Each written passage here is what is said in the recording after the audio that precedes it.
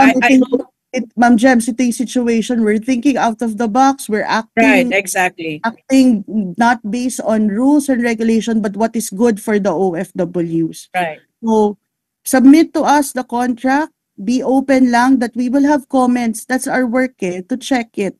We will tell you if kulang. We will talk to your employer. We will tell them that as per the agreement with Japan, this should be incorporated in your contract. We're not stopping you to work, no? We're not telling you na, oh, hindi kayo makakauwi.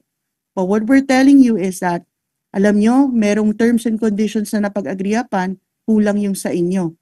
So mahirap din yung sitwasyon din po ng MWOs natin, Ma'am Gems, kung maaari nyo, no? Kasi, pag alam mo naman yan, ma'am, ang role ng MWOs natin, sila yung frontliners natin. So pag merong welfare case, pag merong hindi magandang mangyayari, sila ang unang-unang nag-a-address. And kung maiiwasan yung welfare cases by verifying contracts that are compliant with the standards that we have agreed upon with the host country, in this case, Japan, mas mababawasan yung instances na magkakaroon ng abuso, ma'am, dyan.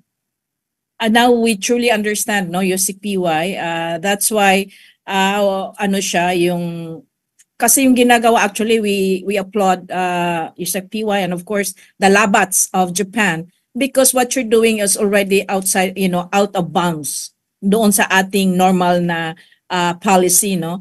And now we truly understand, kaya wala siyang, kasi I know na in-announce na ito before, but now we understand the whole situation, the story, bakit ganito ang sitwasyon. So I hope, Kim, do you have more, bago ko tawagin si Liz Alonzo, meron ka pa kailangan? Go ahead, Yusek PY. Meron lang po nag-comment, makakauwi po kami pero hindi na kami makakabalik kasi walang agency. Yes. Hindi po totoo yun. Siguro po, ang sitwasyon nito, ma'am, yung employer ninyo, meron talagang agency sa Pilipinas. And umiwa siguro sila dun sa partnership. But yung partnership na yun, ma'am, yun ang napag-agrihan ng Japan sa Pilipinas. So kung kayo nagtatrabaho sa Japan, nagko-comply tayo sa batas ng Japan, at yung Japan mag-comply din, yung mga Japanese employers mag-comply din sa napag-usapan natin. 'Di ba? Kasi totoo lang po, if I may lang po, alam po ito, marami po tayong mga leaders na nandito. Ang mga Philippine recruitment agencies, napakalaki rin po ng responsibilidad niyan sa inyo. Kaya kung mas maganda nandyan sila, yung tinatawag na joint and solidary liability, di ba, Ma'am Gems? Pag may nangyari sa inyo, sino pong hinahabol natin? Yung agency nyo dito. So pag sa direct hiring na wala kayong agency, no, ang hahabulin yung employer, pero nasaan yung employer? Nasa ibang bansa, Ma'am Gems. Wala sa Pilipinas.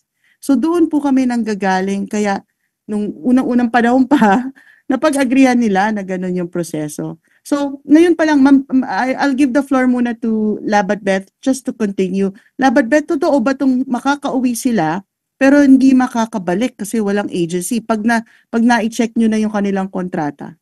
Hindi po, ma'am. Yusek, in fact, pag na-approve na namin yung, either na-approve yung kontrata or seen and noted yung kontrata, tinutulungan na nga rin po namin silang makakuha ng OEC. Kaya umaalis yung worker sa amin kung pupunta mismo sa nasa email na niya yung OEC niya. So it's not true na pinapauwi namin yung mga workers without us verifying their employment contract.